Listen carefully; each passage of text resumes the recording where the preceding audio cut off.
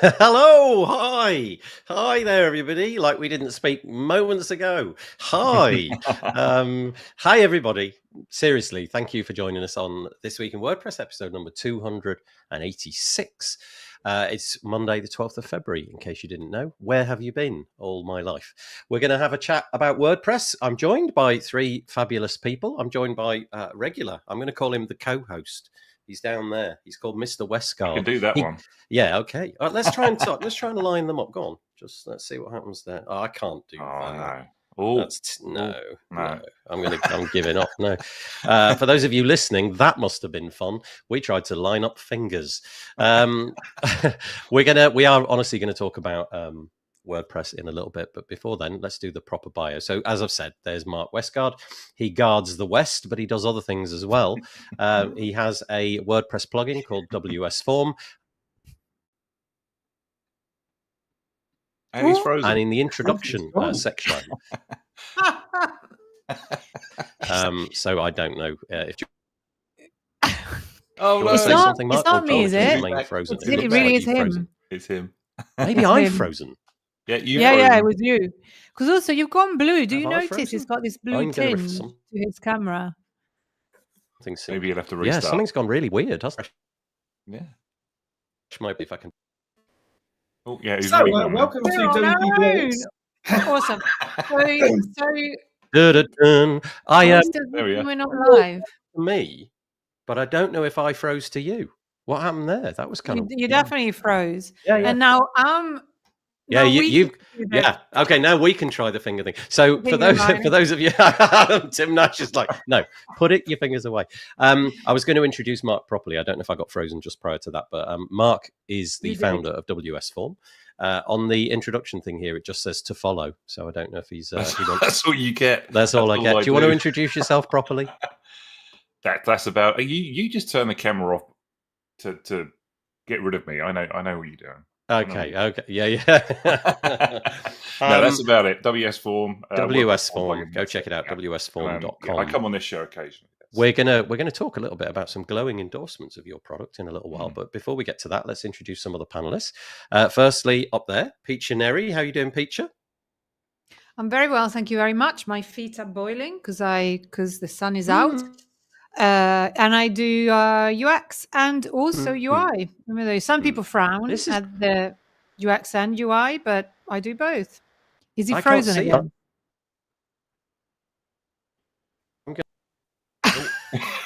It's going to be fun. Welcome to Tim's show. Well, your co-host, Mark, that's it. He's putting you to the test. That's what he's testing me. Yeah, that's it. Yeah. Did anybody actually pay attention to what the links were for this week? I did actually. We've got the show notes. We can do it. It's fine. We can keep going through. Yeah. I'm not. And we've also got Tim Nash. Tim Nash, WordPress security consultant. Tell us about yourself, Tim. So I'm Tim Nash. I think my bio says something like professional doom speaker. Oh, he's back. He's back for a second. I honestly don't hold out too much hope for this because I don't think it's ever let me down. So we're using a platform, as you'd imagine, it's in the browser and we all connect. And it's been, we've had a few little hiccups with the audio and stuff, but it's never, ever let me down. It's often let our panelists down. They couldn't connect their audio or something like that. But today it's let me down catastrophically twice and we're like a minute and a half in. So what I'll say to you guys is if it cocks up again, just flee, because I think if it repeatedly cocks up, there's just no point in trying to battle against broken technology. And we might just talk about you for an hour. Oh, nice, yeah. The live didn't interrupt, did it? No. So that is one of the nice things about this particular platform is it will keep going even if you have a catastrophic failure. The platform will keep running in the background, and I turn that box on every time. Typically, if I didn't turn that on, it would have already killed the feed twice over. In other words, the show would have stopped. But I deliberately turned that off. But we seem to be okay so far. I always reboot my Mac before we start. So hopefully things will continue. But seriously, if it goes wrong again, just, say goodbye. And screw it. We'll have to wait before we go. Yeah. We should maybe do that at the start. Did you all get a chance to introduce yourself? I heard you introduce Tim there. Yeah, I think we're good to. Okay. Yeah, we're covered. All right. Okay. In which case, I will just crack on with sharing my screen and hopefully getting on with the show. I do apologise. Sometimes you got to roll with the punches, as the famous Mickey Rourke once said. You've just got to roll the potato. He actually did say that, even though Did he? nobody. Yeah, but it makes no sense. There was an article when I was at university which did the rounds in the halls, and it was famous things that Mickey Rourke said, and that was the one which made me spit my coffee out because it just makes no sense. This is us. WPbuilds.com. If you fancy knowing about what we're doing, put your email address into this little box and click this little button. If you want to know what we're doing on a more sort of granular level, you can go to our schedule page, wpbuilds.com/schedule. It's a little calendar. And on that calendar, we've got a bunch of events which are coming up during the next week or so. I confess, I put quite a lot of these in, and then I got a bit ill last week, and so I failed to maintain it. But one of the endeavours for this week is to catch up on that and get everything in there. Anyways, to see that you did not put our episode in, even though it is going to happen. Yeah, no, it will. We'll get to that. We will get to that. No, I honestly, if you'd have seen me last week, you'd have understood. I was basically dying, Piccia. I know. I forgive you. Yeah. But thank you for joining us, you three. I really appreciate it. We've got a few comments that have come in on the chat. I appreciate that as well. First one is from Maya saying hello. That's very nice of you to join us. Michelle Frechette is joining us. She got in with the weather commentary early on. She's coming from Rochester, where it's 34 degrees Fahrenheit, 1 degree centigrade. We've got Rick, who I don't think we've seen before. He says, hi, been listening in the car for years to your podcast. That sounds like torture. You should get out the car occasionally. That's a lot of time in the car. First time I catch you lads on a live stream. Oh, I appreciate that. Thank you very much. James Kemp, I'd say it's probably your internet. Yeah, it is, except I've got a speed test running and my internet is rock solid. So, yeah, it could be. Hopefully we'll see how it goes, James. But I caught sight of one of your products, James, this week. Was it yours, James? That thing which reminds you in a fairly aggressive way about appointments coming up. That looked kind of cool.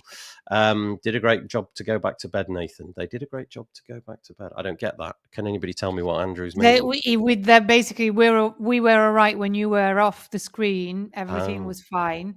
So basically, who needs you? Okay, thank you so much. I am joking. It's a joke. No.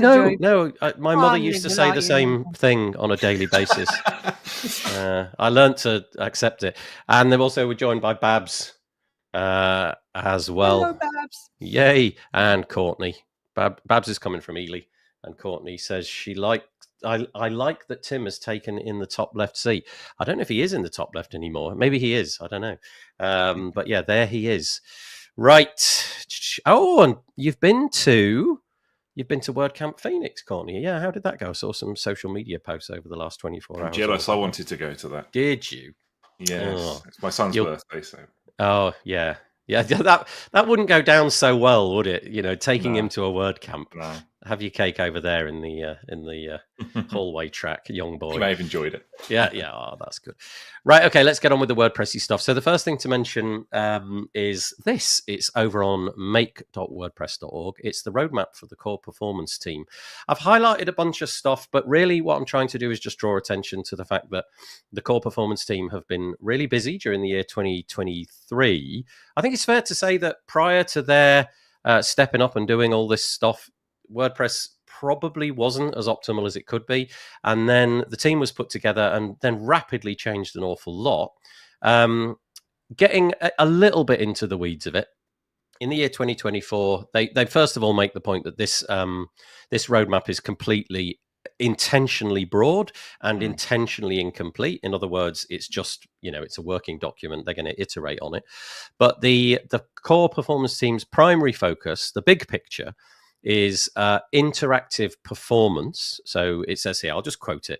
Many WordPress sites, especially among the more popular ones, struggle with slow reactivity or delays when users interact with the site. This performance aspect can be measured via the interaction to next paint. You'll hear about this a lot in the future, INP. And INP is going to become one of those acronyms bundled into Core Web Vitals in March. They're also going to be focusing on WordPress load time performance, continuing over the efforts in 2023. Ecosystem activation, that sounds a bit strange. So again, I'll read. Providing better guardrails, documentation, and implementing tooling for plugin and theme developers to follow performance best practices. And then finally, performance measurement. So obviously the ability to measure those kind of things. I've highlighted a bunch of stuff further down.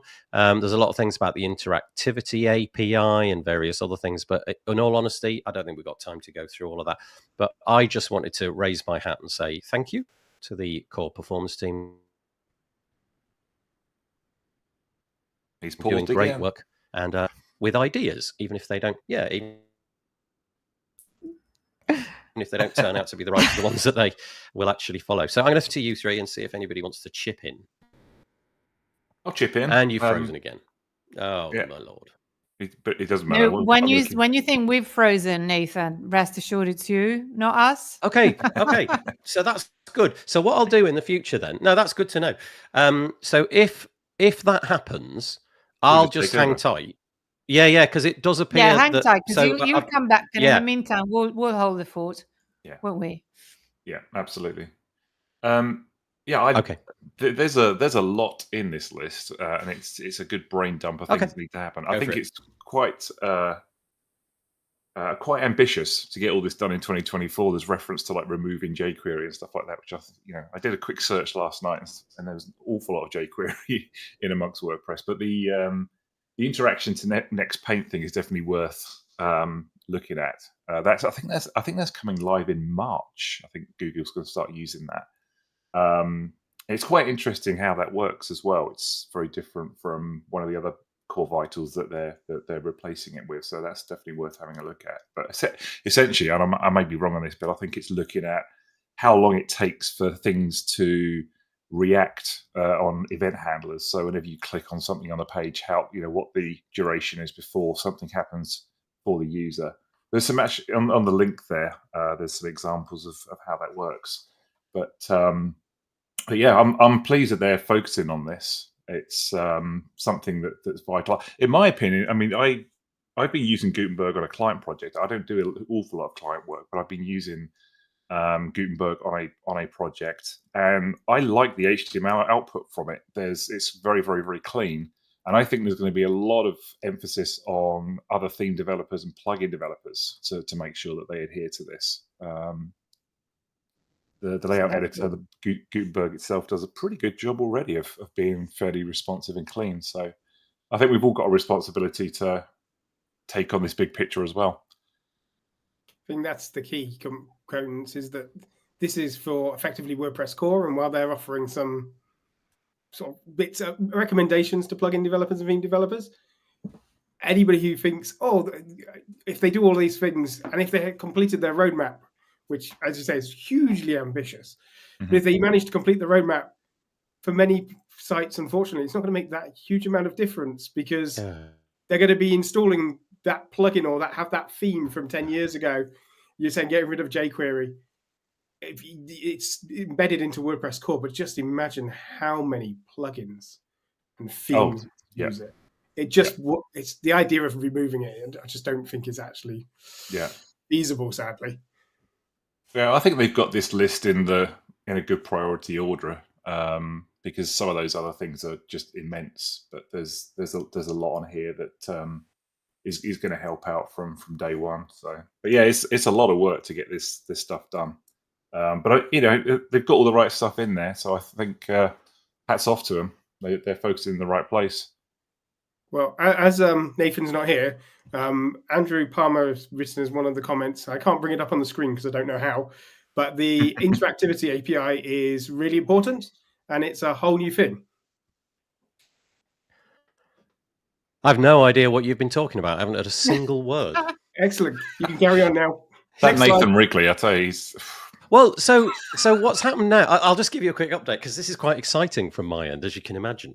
Because, it's kind of me running the show, and I've decided to be crap at running the show. So I went downstairs and I literally shook my router a bit. Oh, yeah, that works sometimes. because I figured like nothing has changed in the environment. But I was out with the Hoover earlier, and I hit the desk that the router's on, and I thought, I wonder if the little aerials have gone. So I just rejigged the aerials, and now we seem to be back, which is isn't that weird? That's the only thing that I've done that's different. But we need. You'll have to put the router in a box of rice or something. Yeah. Try it off. Yeah. Well, did you all get a chance to talk about that though? Is that one done? Do you have any feedback on that, Piccia? No, I don't actually. Not your bag. I don't. No. I just okay. all I can say is that actually I have a small contribution to make. Performance is a way bigger part of UX than some people, and by that I mean me until a while ago, think it is really important. And I've also recently found out that, as you get older, you feel like time goes faster, and that's why we want to wait even less for slow websites. It's a fact.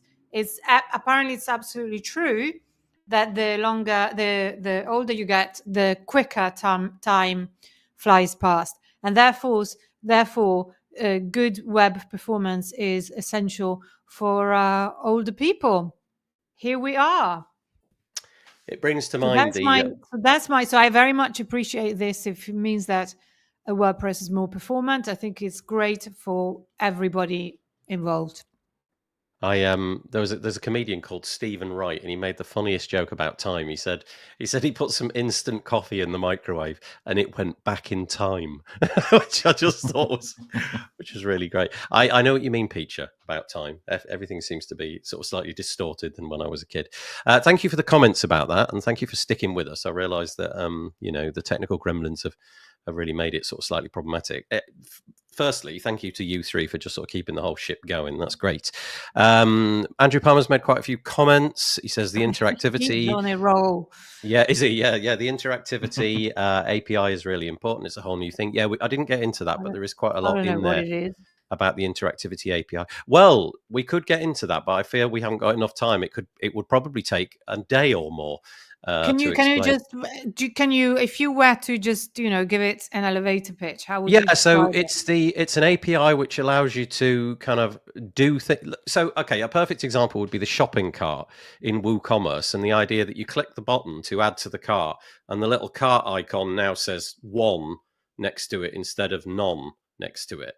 You've done something on one part of the page, and something has happened in the background magically to make something else update somewhere else. That's a really simple example of it. But thank you. I've got the feeling that people are going to run with it once it's up and running and do pretty incredible things with it. As developers, Tim and Mark might have more to say about the interactivity API than that. I don't know a lot about it.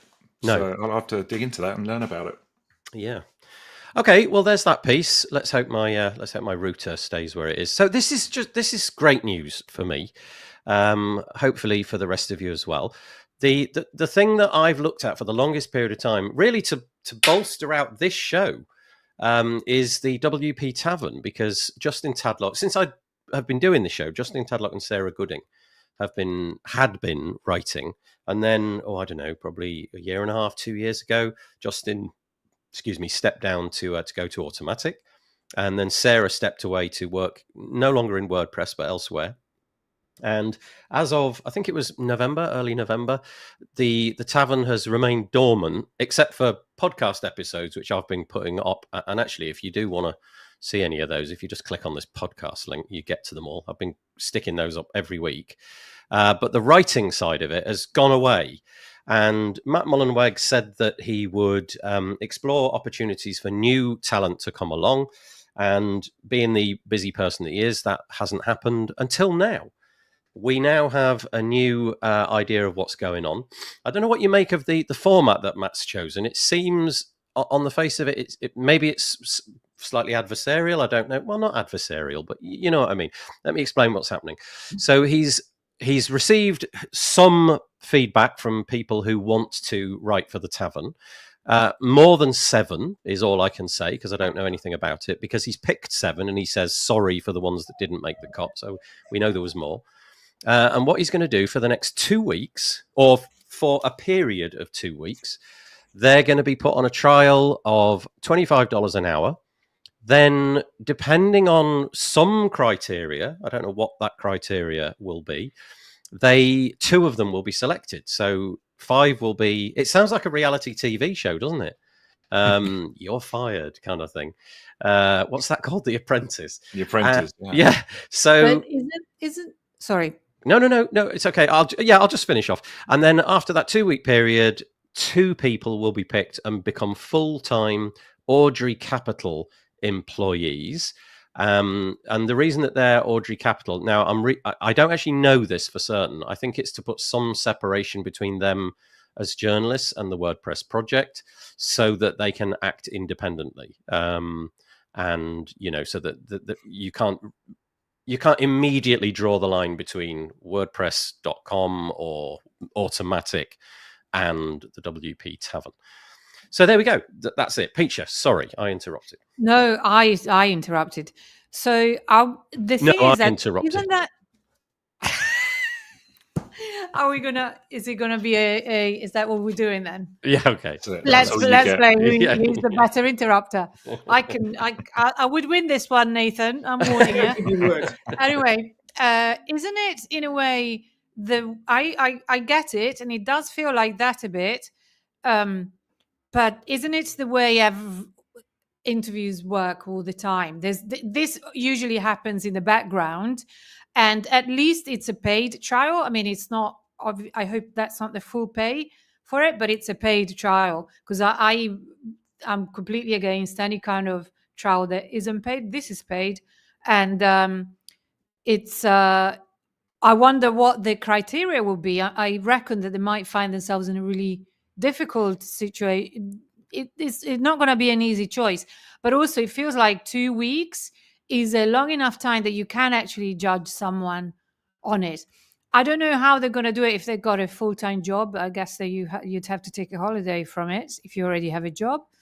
But yeah, I can get why it feels like sort of Hunger Gaming. Not that I've ever watched the Hunger Games, but Yeah. But at the same time, it is also a not bad way of finding out. There was the previous post. The previous post that Matt put up was actually on the 18th of November. So yeah, a little bit sooner than I thought. There was some reference. I'm trying to find it at the minute, but I think it was to do with engagement. I think there was going to be some metric of like how many comments that were received and things like that. But also, I guess somebody's going to actually read them and see if there's intellectual curiosity was one of the things.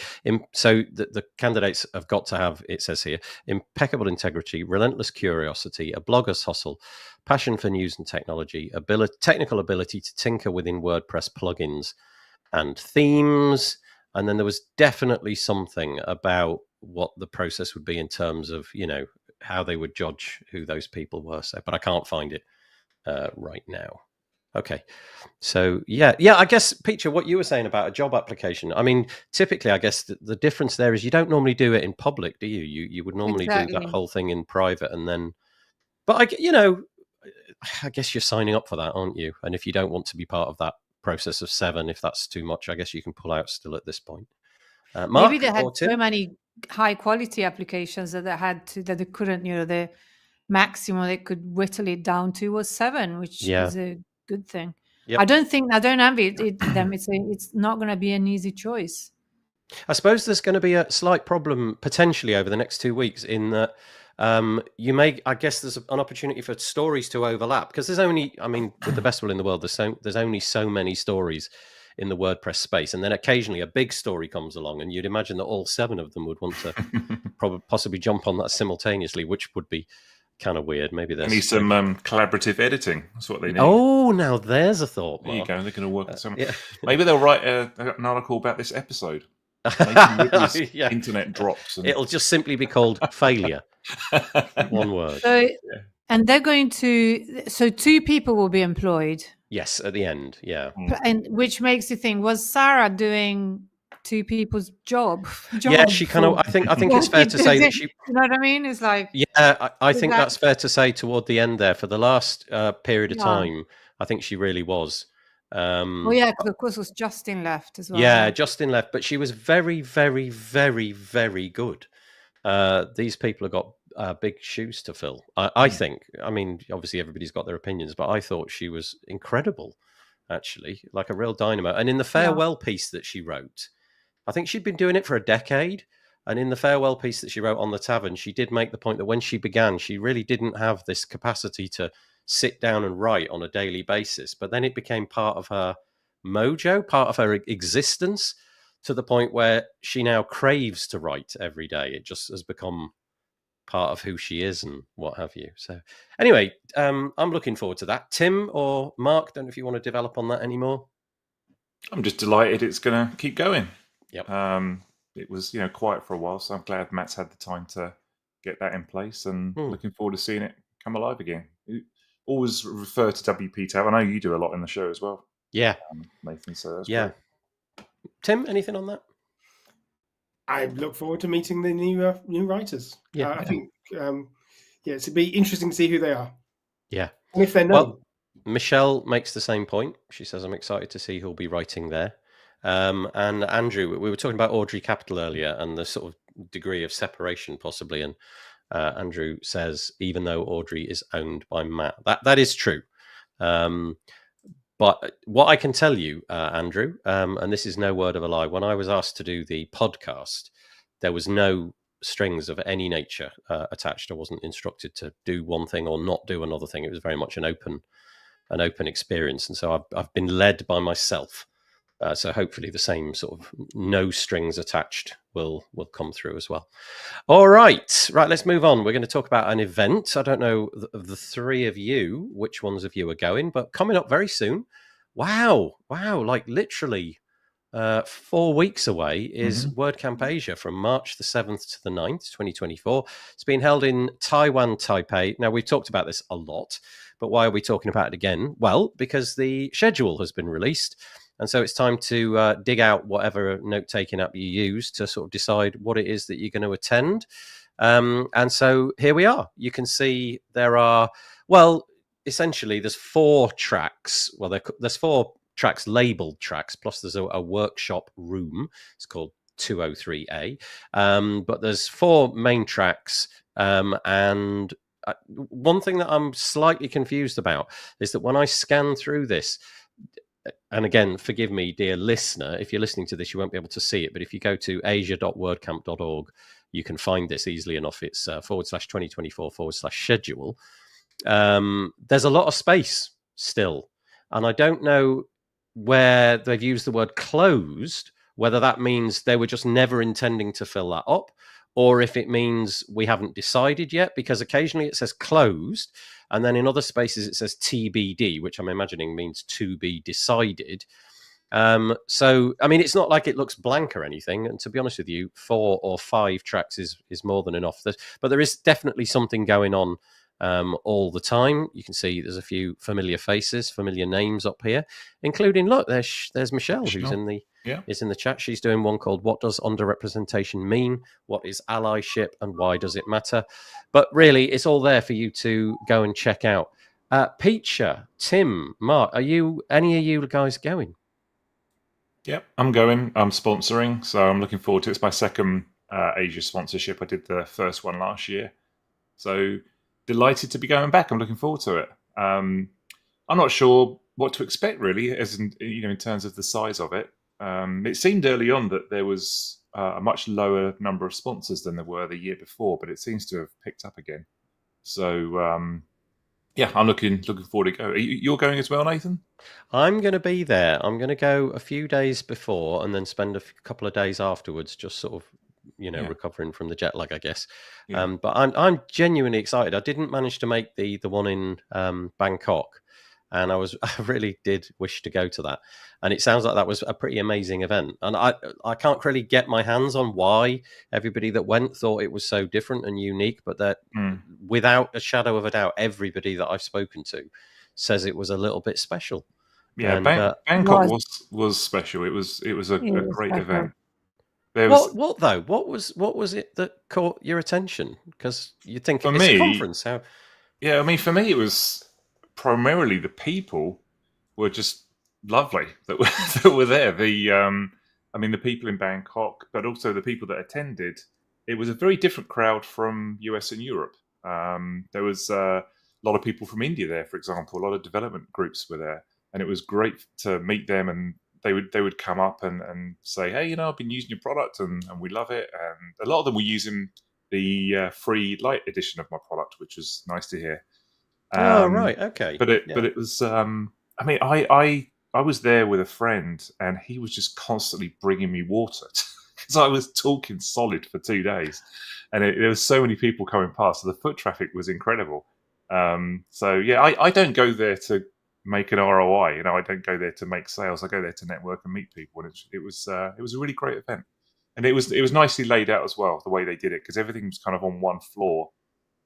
So it wasn't kind of disjointed like some WordCamps can be. So they did quite a nice job with the layout. Nice.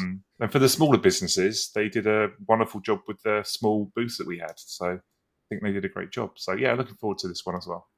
Well, the sponsorships seem to have been selling reasonably well. Yeah, I mean, there doesn't seem to be any shortage of them. Yeah, it's definitely increased, which is great. Where are you? Which Oh, I'm always at the bottom. I'm always at the bottom. Okay, got it. Yeah. On my lonesome. Look at that.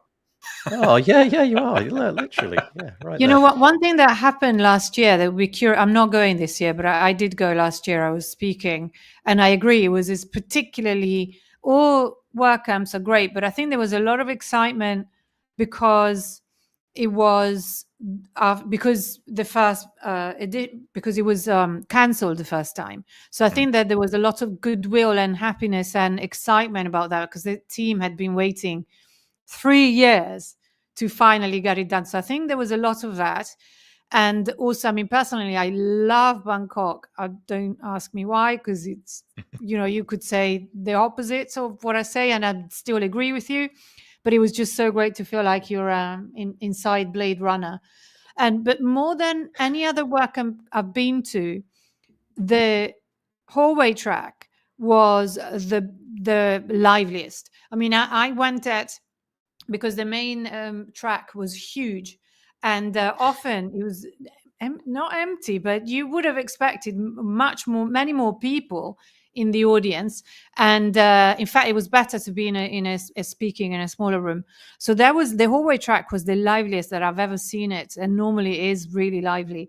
So it was a very, very interesting event. And yes, Andrew is adding that it was well organized, lots of international. I mean, it was all great. The sponsor parties, I mean, I loved it.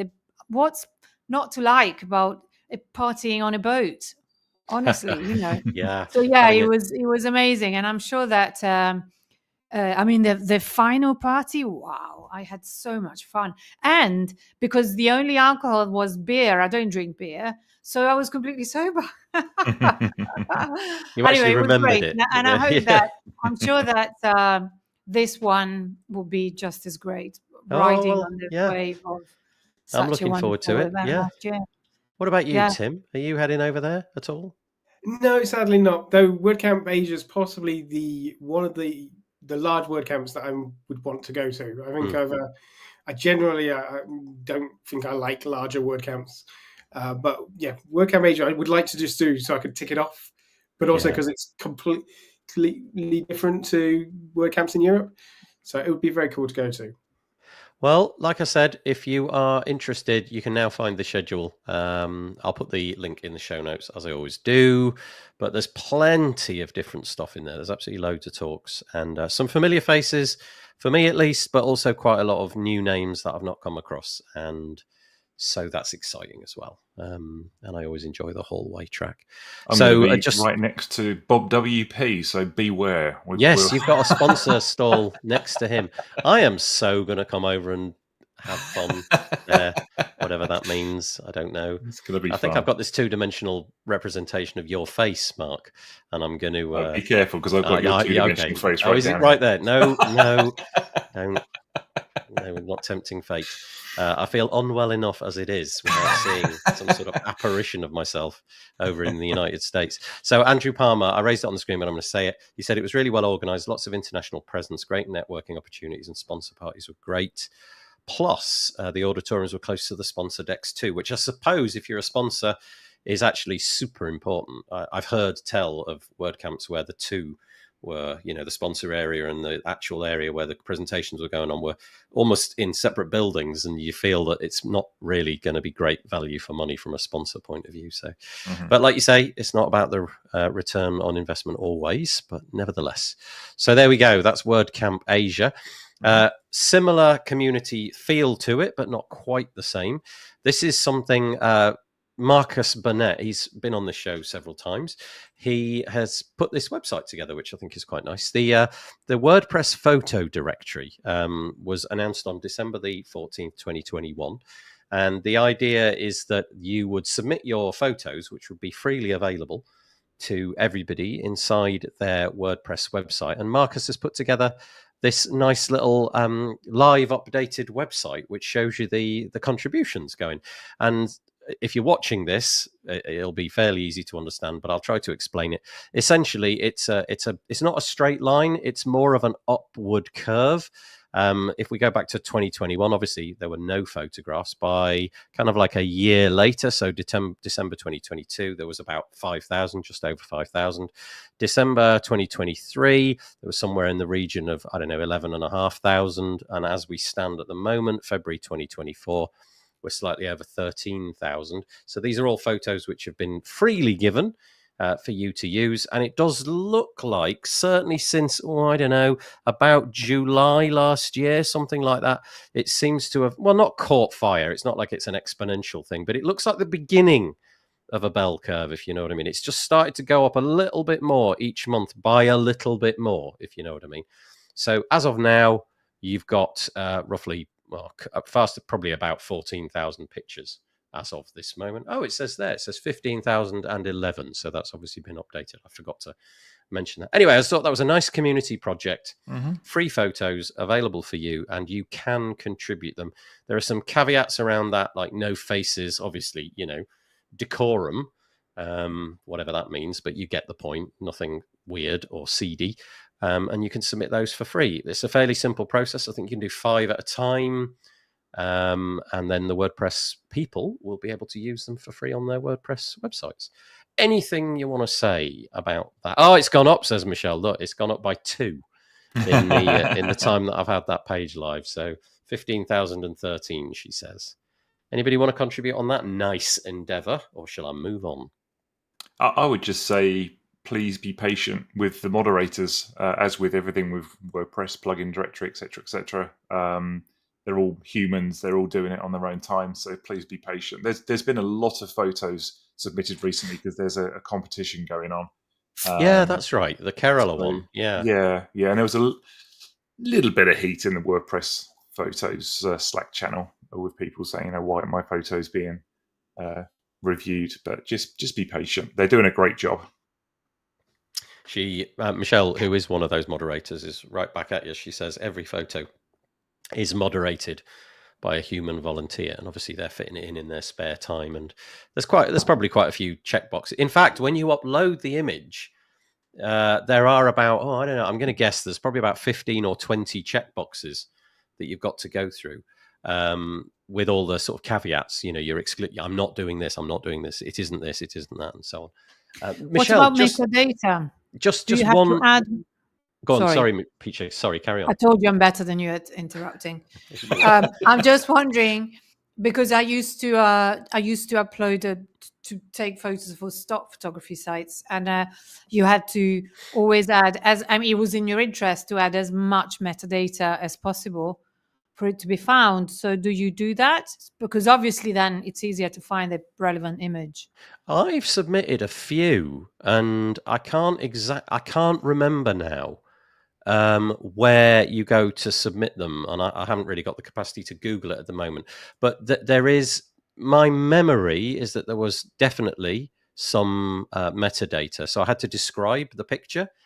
I guess that's for alt text and things, screen readers and what have you.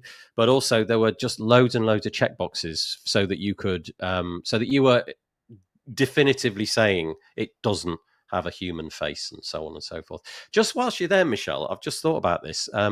Michelle, if it's not there already, it would be a really nice idea to have a box to tick all the boxes on that submission form, because when I did it, you had to do them all one at a time, and trying to tick 15 boxes when you know it's your photo and it's completely benign and you know you're going to end up ticking them all would be quite a nice idea. Yeah, there we go. So you need to include a description that can be used as alt text. So yeah, Piccia, upload, go for it. Why not? It's nice for posterity as much as anything else. I bought myself a camera for Christmas. It's right there. And I intend to get busy over the summer when the weather's improved and take as many pictures as I can, and I'll be bringing it to Asia. So, oh no, they won't count. They'll probably have faces in them. Does my flat 2D face count? Because that's not a face. If we took a picture, that's a good question. Yeah. Maybe I'm breaking laws. Yeah, yeah. I'll say laws of decorum. There is once you've submitted 30. Oh, okay. I don't know. Don't know what she means about that. If there's a way of getting rid of those checkboxes, I don't know. Tim, anything about that? I was just going to say, Michelle's saying that if you after you've submitted 30 photos, you're deemed to be a more responsible person and can have the skip all the checks. I see. Yeah, that makes sense. You haven't submitted enough, Nathan, is what she's saying. No. Do you know what? I screwed something up as well, because I submitted 5 and they all got through. And then I submitted 5 more. And for some reason, maybe it's a computer fault that I have. It looked like they'd all submitted. And then I got an email shortly afterwards to say that they'd all failed, which was kind of interesting. And I'd shut the computer down. Pictures of your breakfast. I know. And I'd shut the computer down at that point and never went back. So I need to make more of an effort. Right. Okay. In that case, so this is a complete aside, but it's just a nice little graphic to show that project is definitely going in the right direction. Okay, so this is just a couple of things which I just wanted to mention. Unless any of you have got something you want to add, I'll just press on through them. The developer hours sequence of events, there's one coming up tomorrow from 4 to 5 UTC, and it's Nick Diego and Ryan Welcher. They're doing one all about JavaScript for modern WordPress development. You can find it in the show notes, which I'll put out tomorrow, or it's on meetup.com. Search for WordPress developer hours. So there's that. This next one is this is an episode of I'm going to call it Rob Cairns podcast, because it's stunning digital marketing show. And this week, Rob Cairns, who's very, very often on this show, so I wanted to give him a tip of the hat.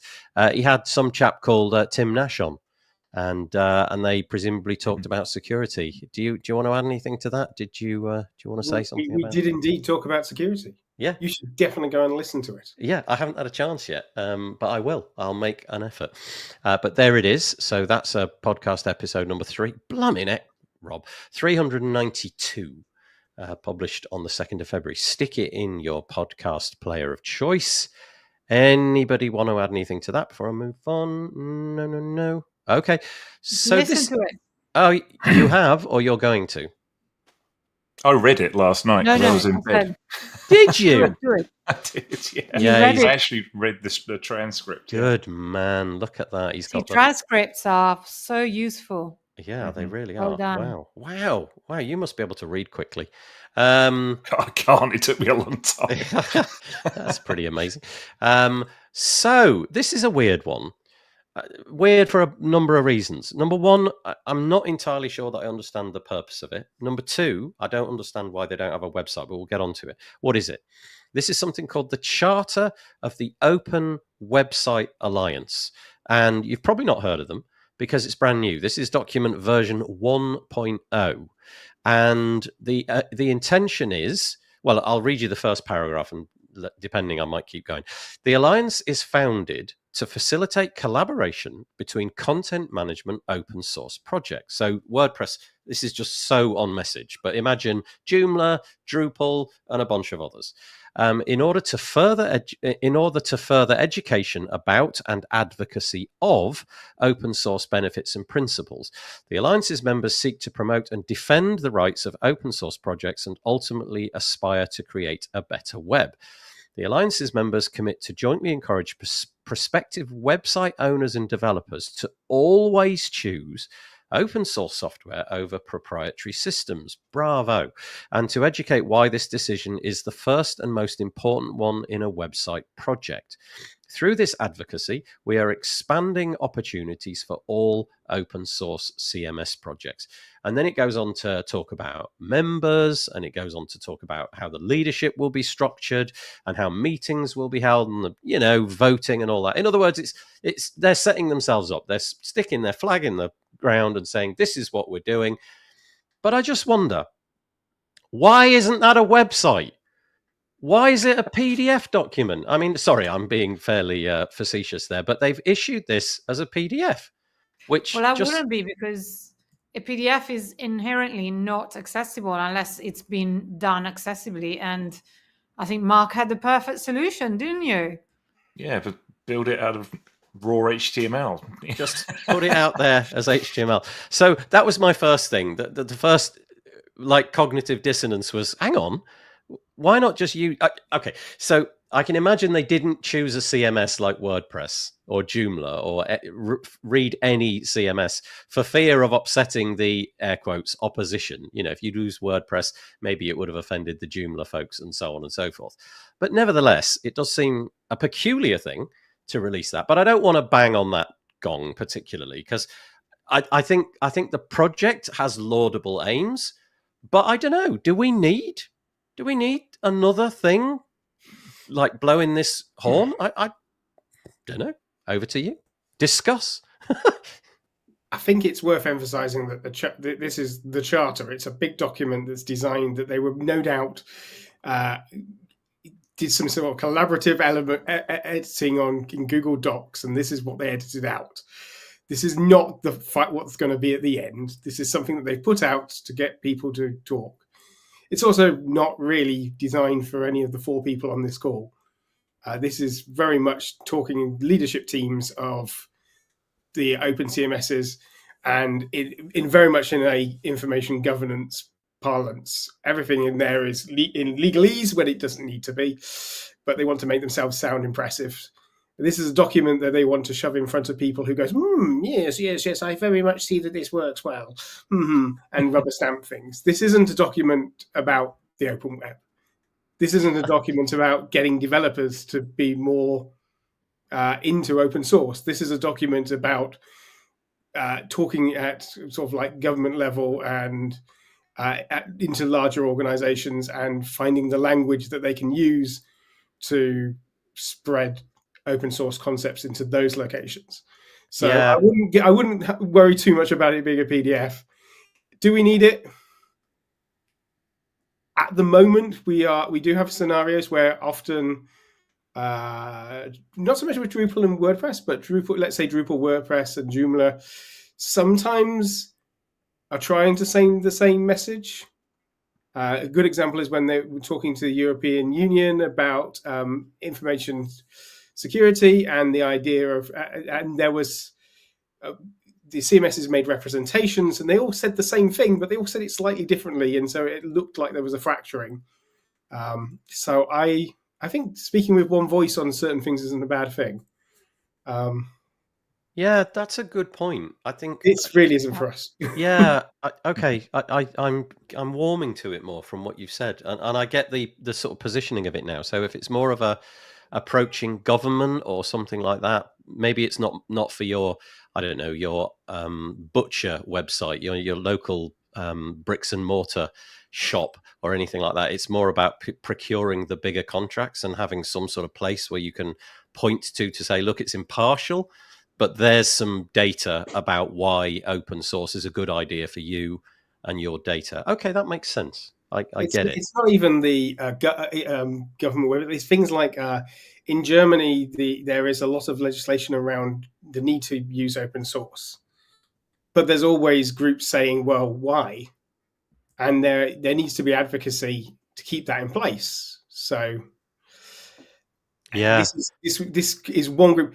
Now, whether they're replicating already existing groups is a different matter. There are already open source advocacy groups that work at that sort of government level. Could they join? I believe that some of the communities are already involved in that. So, Do you There's a remember? small line at the bottom of this document, Nathan, I think shows the source of this document. This one here, you mean, Drupal- right? Yeah, this manifesto is based on the Drupal Association original Open Web Manifesto. So Yeah. it's I based failed on to that. see that. Yeah. Okay, yeah. So it's off a template that's already been done before. Yeah, I do wonder. Coming at it from a WordPress point of view, we're in the privileged position to be the leader. Let's put it that way. In terms of numbers of installs, WordPress is the leader. You may disagree with all sorts of other definitions of that, but in terms of numbers of installs, it is the leader. So it kind of feels like, I wonder if we need this. But I guess from the other project's point of view, it would be quite nice. But also to Tim's point, do you remember, Tim, when when there was that security, the Log4j problem? And I remember, is it Log4j or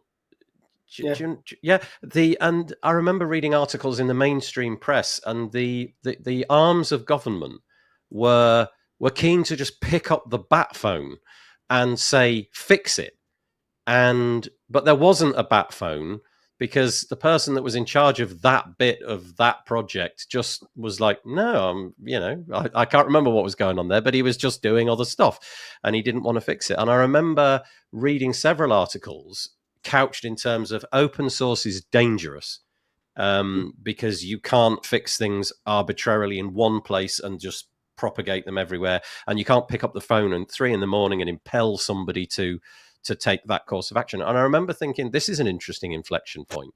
Will the nature of open source win out here? And then that kind of went away and we all forgot about it. But I do wonder if certainly at government level and major business level, if they do have concerns around this, and maybe an organization like this can put together some compelling case for why open source is safe. Trying to rack my brain for the but there was a story not that long ago, and I'm trying to remember what the context of the story was, but ultimately there was a thing in US Congress where they had decided that open source was dangerous because contributors could come from any country. Right. Yeah. And obviously, for some people in the US Congress, that meant that there were countries that they didn't want people, and they basically the headlines that then got converted from that by a press who was desperate for headlines was, X countries' hackers are in all of our critical systems. And the answer, of course, was the reality is no. Some open source software was being used in critical systems.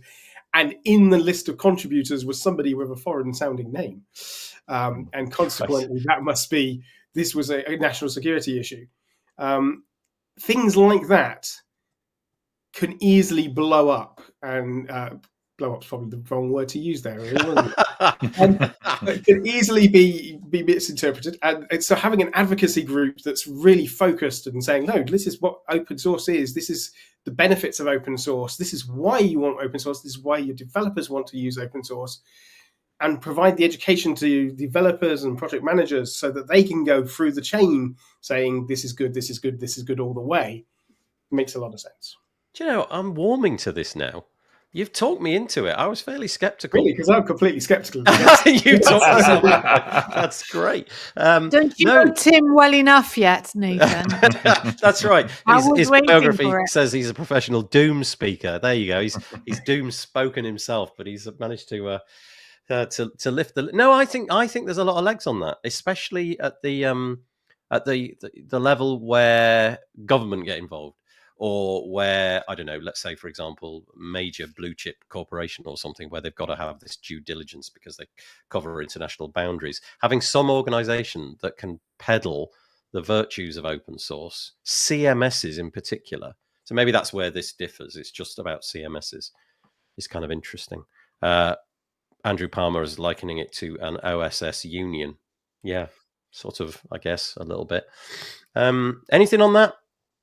Apart from that, okay. Well, I'd still stand. It should be in HTML. Please make it in HTML. So Mark paid somebody this week to create a Twitter stream.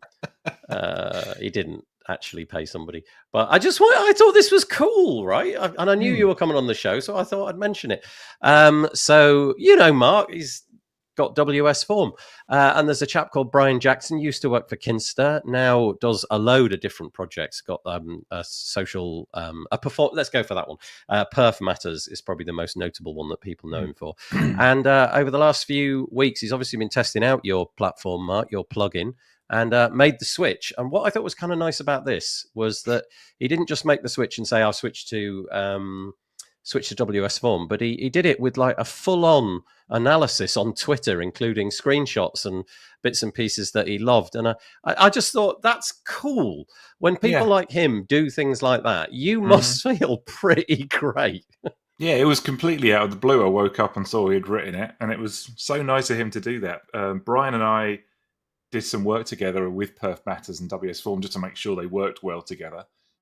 He has a lot of code within his plugin that checks to see if other plugins are installed to make sure his product works well with them, and he wanted to make sure his product worked well.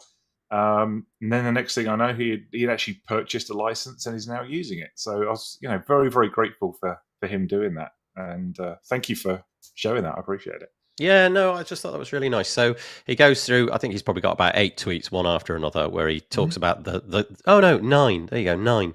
The 9 things that made him switch from his current Form plugin, which he doesn't, he's not starting a flame war. He makes the point that he doesn't really have an axe to grind, but there's just a variety of things which you did, including things like your turnstile implementation.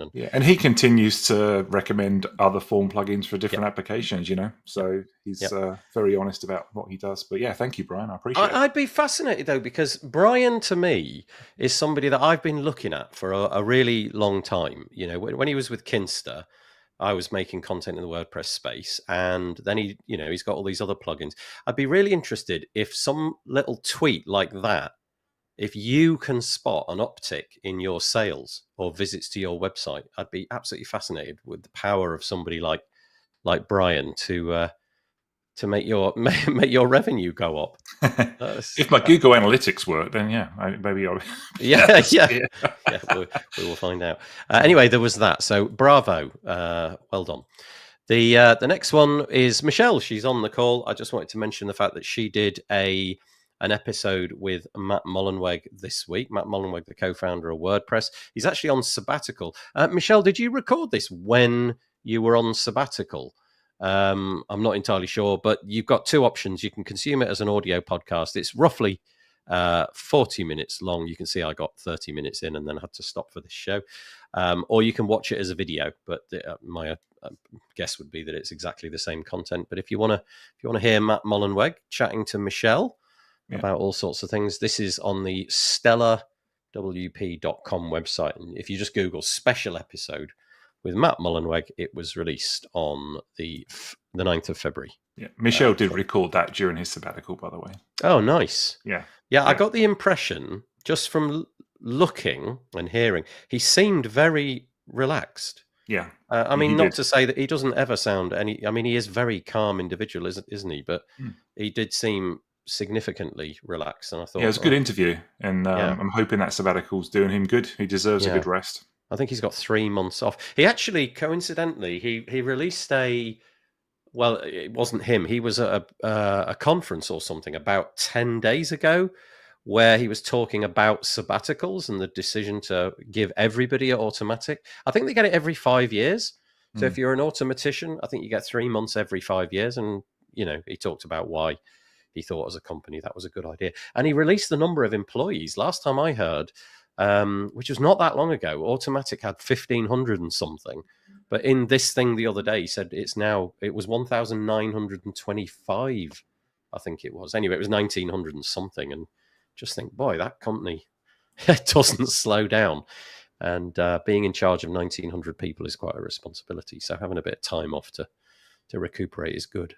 Piccia, Tim, anything on that, or shall we crack on? I'm just going to say, you haven't heard the last 9 minutes. You're saying it's all chilled. And then the guns came out. Is that yes? It all goes off. Started throwing things at each other. There was cursing and all sorts. Yeah. Okay, I'll go. I will promise you to listen to the last 9 minutes and check that out. That would be hysterical if that was true. Okay, right. I read this incredibly briefly, so I tried to get my head around it. And if I have messed this up, panel, please just interject if I do this wrong. But this is a GitHub thread. It was started 5 days ago. It's from Matthias Ventura, and it's called Proposal for Core Blocks in Directory. It's the thread 58773. So you can go and find it yourself.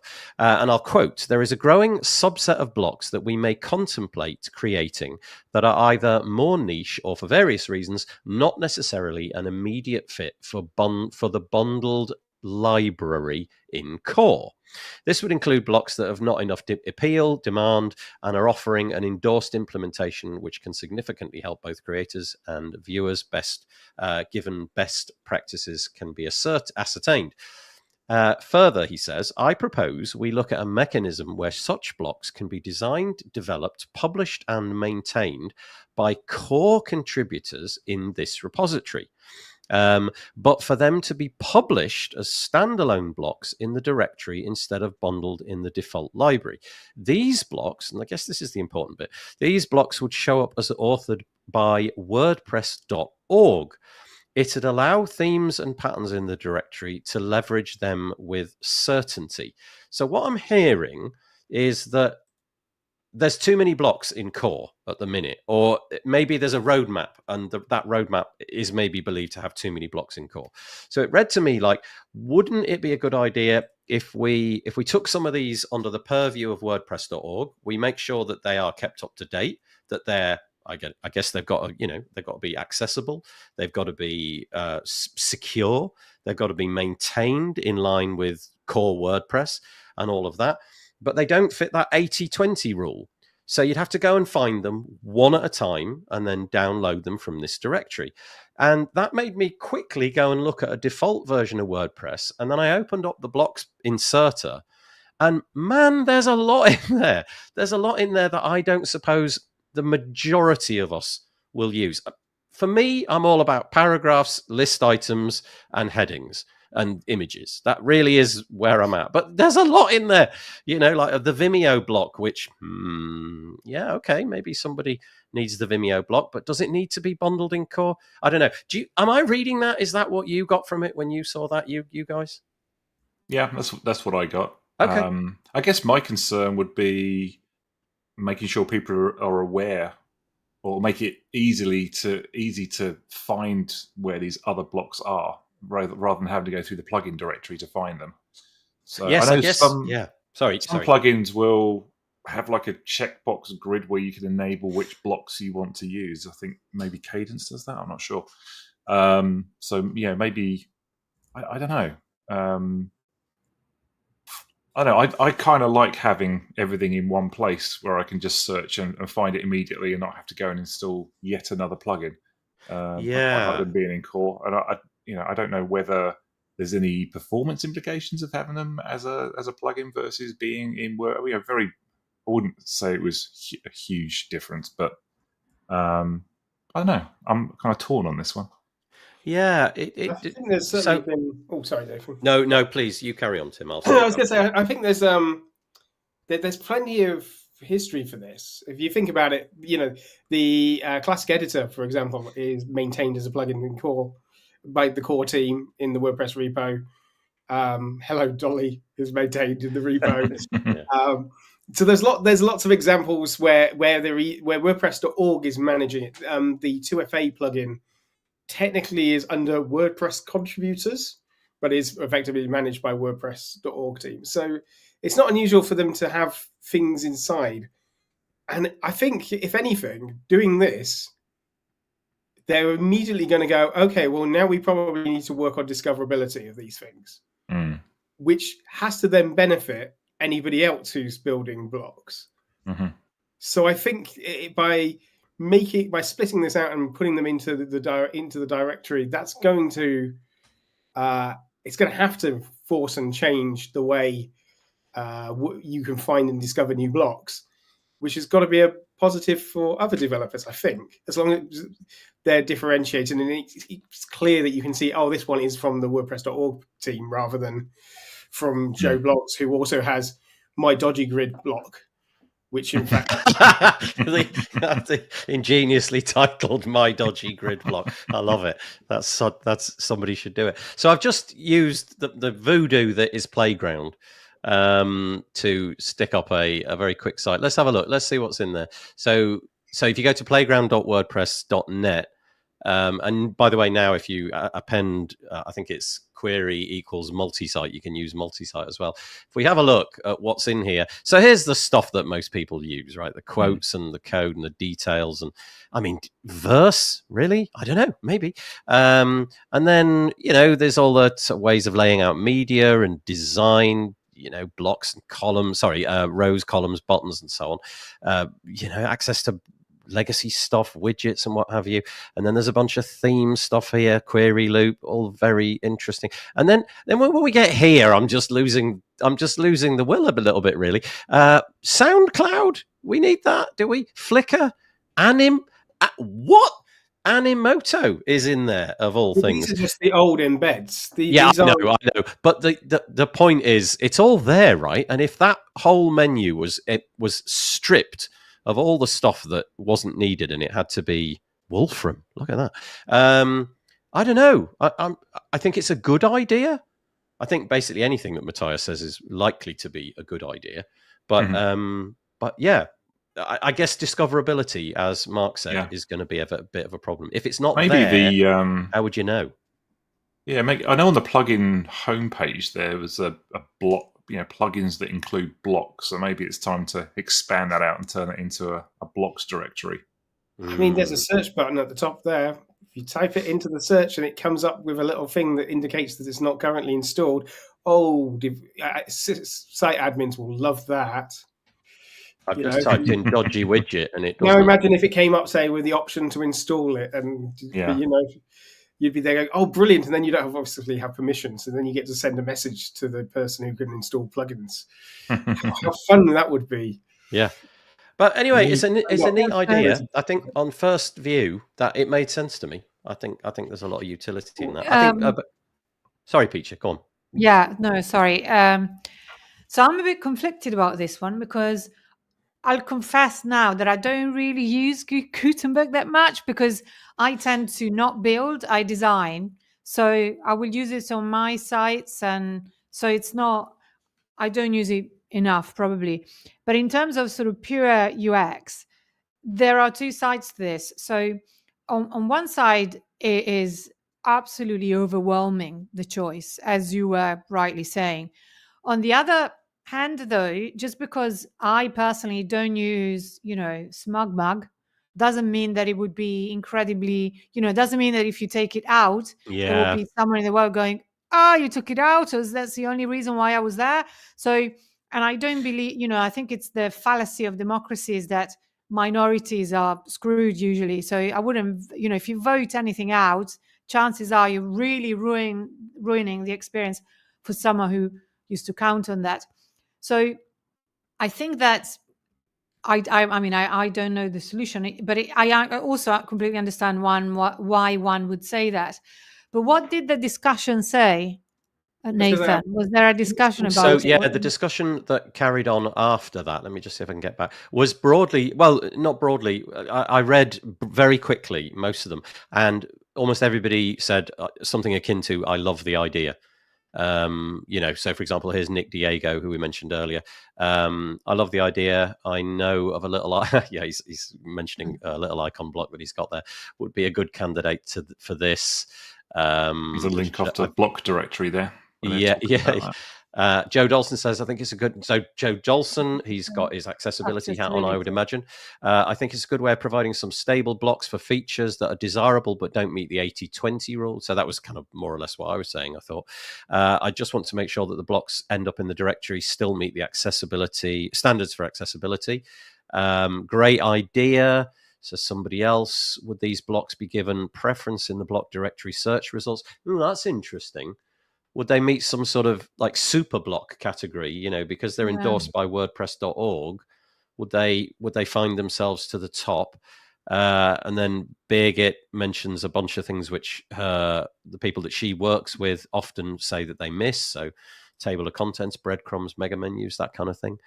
So it's broadly positive. And then Carolina Nymark chips in at the end and says, how would WordPress ensure that all single block plugins are kept up to date from a security point of view? I'm not quoting directly, I'm just paraphrasing. Speaking from experience, the contributors have not been able to keep the default themes updated. I'm just saying it might be an easy promise to keep and expectation to live up to. Is this something you would expect the plugins team to manage? How would WordPress manage retiring the single block plugins in case it was decided that the feature should be in core? After all, good point. And I don't agree that single block plugins should be in the repository. It could create more confusion about what Gutenberg is. So broadly, positivity, and then a few, I think, very reasonable points from Carolina at the end there. Can I just point out one thing right at the beginning? If you scroll right the way up, it's not talk. You were talking about removing blocks. This explicitly it says it's not about removing blocks. It's about going forward. That there is a growing subset of blocks that we may contemplate. Oh, great! Thank you for clarifying that. Okay, so my initial impression then was totally wrong. So that whole panel that we see, that's going to stay there. This is about things which get added in the future. Okay, that's a very different complexion. Now, whether or not that changes, but as it's written there, it implies future blocks that they're thinking, oh, we might want to put this in. Yeah, talking about. They're not talking about things that already exist. So I'm afraid, as much as you hate Vimeo, and I don't understand what it is. That was the only one I could think of. they will be staying. Yeah. Oh, okay. The interesting idea, I like Mark's idea, like in suites like Stackable and Cadence. There's one panel, isn't there? And you can just go in and say, yeah, I'm going to make use of that. I'm going to make use of that. I'm going to make, but not that. And you just turn on the ones that you like. So that's an interesting idea as well. So thank you for clarifying that, Tim. That's much better. So this is just the ones going forwards. Stop it being filled up with things that we don't want in the future. Okay, so let's see where that goes. Courtney wants the dodgy block. It'll go great over. It'll go nicely on her dodgy website, she says. And Paul Halfpenny, I'm late to the party, but Nathan's voice is very gravelly. I have one word for you. It starts with co and ends in vid, and you can make of that what you will.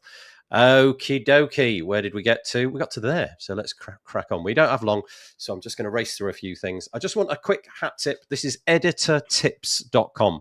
This is Tammy Lister's project where she is serving up, I guess they're animated GIFs, one at a time, of how to achieve a thing inside the block editor. It's the perfect place to drop into when you've got a few moments and you just want to learn a new thing. If you're an experienced WordPress hand, I imagine some of this will be, obvious to you already, but it's kind of fun. It's a nice little project. So hat tip to that, editortips.com. And I'm on the /archive page. And so it's things like how to manage block visibility, how to get the document outline to work, view site from the editor, how to do editor breadcrumbs, copy a color, unlink to set one side, and just a whole bunch of other things that you may not have thought of. So thank you, Tammy. Appreciate that. Oh, by the way, on the schedule page, I'm doing a webinar with Tammy at some point in the near future. And I'm also doing one with Piccia, and I haven't added that, and I feel bad. Sorry, Piccia. I will be better. I will be better. This is an article by Justin Tadlock, all about adding grid support to WordPress themes. We haven't got time to go into it, but it's a nice a simple, let's say, implementation of CSS grid, I believe, inside the group block. But anyway, I love the stuff that he does. This is by Tim. Our Tim. The Tim on the show. Tell us about this, Tim. What were you doing here? This is your piece called Confidently Clean a Hacked WordPress Site Workshop. Yep. When is it? How do we get involved and all that? So it's a workshop on the 21st of March and at 1 p.m. in the GMT. And it is a 90-minute workshop where I go through how to clean up a hacked site. A few years ago, I did a 2-day version course on how to clean a hacked site, which was lots and very intense. And what I thought was, well, I can do the whole thing in 90 minutes. Just really, really fast. And everybody will get no. So what I took a lot from that, and I basically have distilled this down into this 90-minute session, which basically goes step by step through how to identify a hacked site and how to clean it up successfully so that the hack doesn't come back. It is a paid-for workshop, yeah, the details are on there. It's at timnash.co.uk/workshop. Why don't you tell us more details? Because it's a super useful workshop that most people would benefit from, and it's quite affordable. Hey, thank you. So basically the workshop is on the 21st of March. That's the live session. There is a 90 minutes of workshop. There's a 30-minute Q&A session afterwards. Then you get access to all the recordings. Plus, I've basically got this step-by-step guide, which is the same guide that I use. It's literally, I'm basically taking the notes that I have in Obsidian, and I am going to make them look pretty and give people out those notes. But they are the guide for do this step, do this step, do this step, do this step, to cleaning up a site at the end. Tickets are available now. For an individual, it's $49.95. And if you're a company with up to 10 people in it, it's $4.95 for your team to come along. And your entire team can come along for that and join the workshops and all the bits and pieces.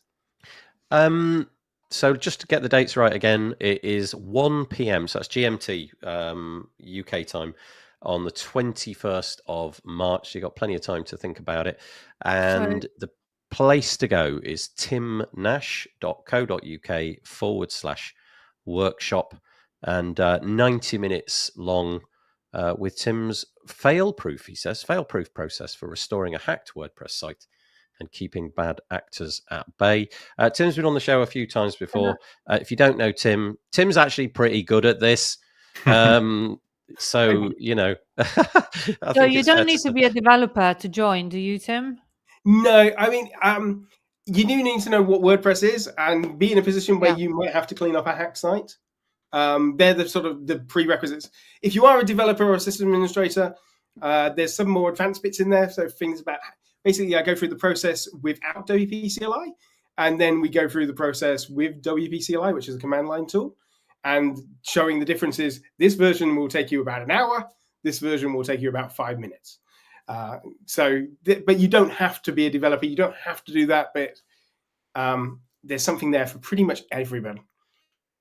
So you're going to get access to the 90-minute workshop at the time that we just mentioned. Plus there's a Q&A afterwards. And then you get access to all the materials, for life, as I just said. And check out Tim's other services as well, because he does a lot more than this. Yeah. Oh, thank timnash.co.uk. Yeah, we should just spend the rest of this episode looking at Tim's website. Yeah, hey! Check it out. There he is. Woo! I scare people. I love it. I scare people. I'm sorry, for those of you not seeing it, we're just looking at his homepage, timnash.co.uk. It says, "Hi, I'm Tim Nash. I like to scare people at conferences." Oh, that's brilliant. Lovely. So go and check out Tim's website and you can see all of the different bits and pieces that he does. That's great. Tim also raised this one. We're going to have to be fairly quick, Tim, if you want to go for it now or save it for another day. What do you want? Very quickly, this is very much one to, if you can get to the show notes and have a look through. It's just an article about somebody who really likes playing chess and playing chess online, and so played chess online at chess.com and then started playing around behind the scenes. And it's basically showing how you can escalate one vulnerability after another. And it's a really fun story. It's really well written. It is quite technical in places, but you don't need to be too technical to follow along with just the, and then this happened, and then this happened, and then this happened. It's a good story. It's written really well. So I love it when people bring security and make it accessible. And in many ways, this was a really, even though there's a lot of technical knowledge in there, it's a really accessible read. So I encourage you to have a check through. Okay, cool. I will. Do you, by any chance, Tim, do you listen to, it's, if memory serves, the Darknet Diaries podcast? Jack Resider. Yeah, oh, you do. Because I've got that one, and it's one of those ones where I dip into it maybe like every 3 months. I'll listen to one of the episodes, and it's so good.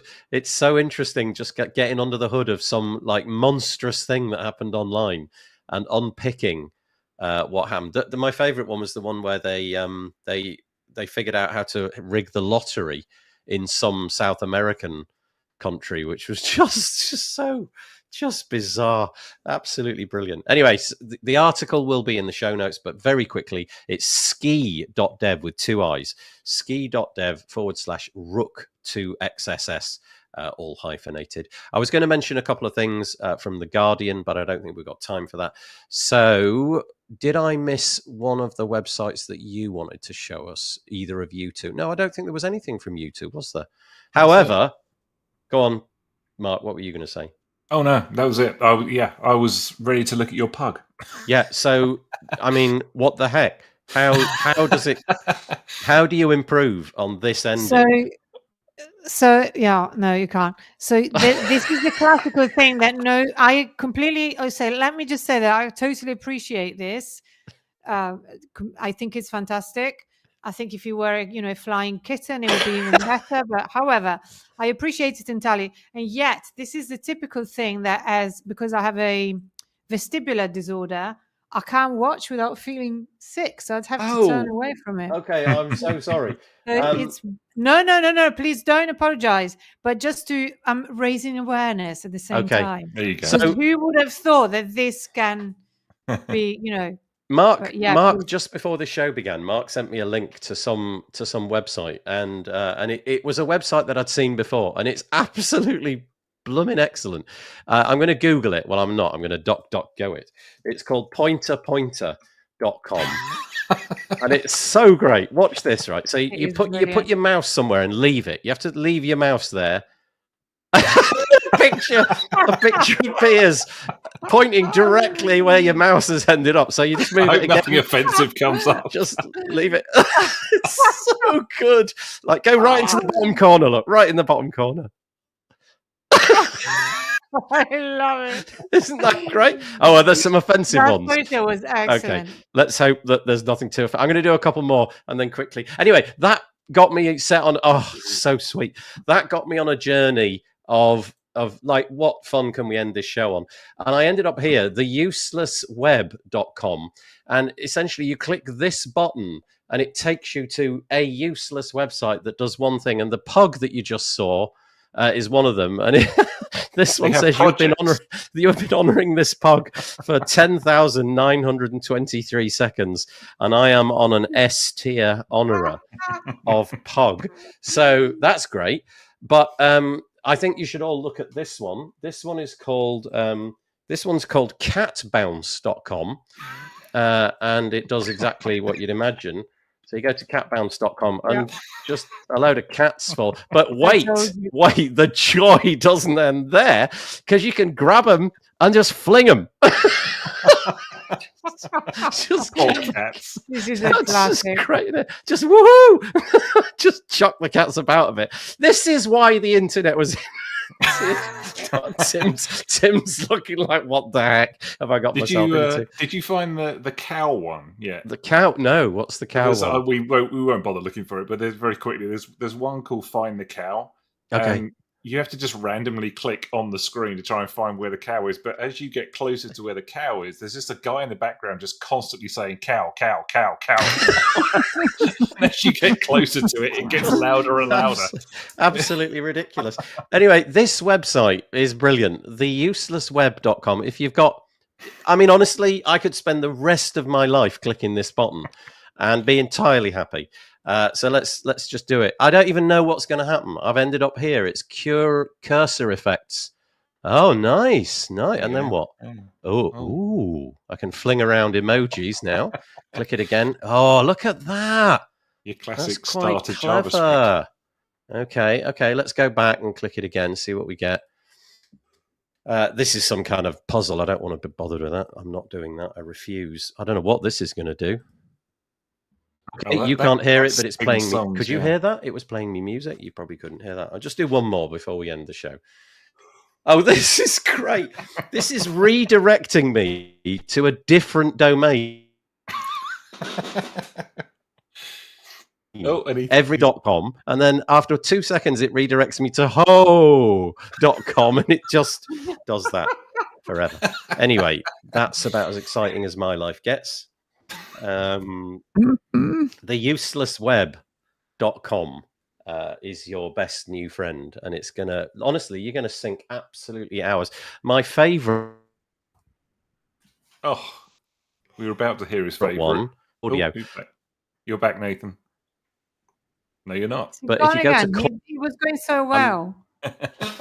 You need to go and move his I mean, it's browser rubbish. again. I just move love it. the antennas again. Nathan, The what? Nathan, would you like to know why your internet's not been working the entire time?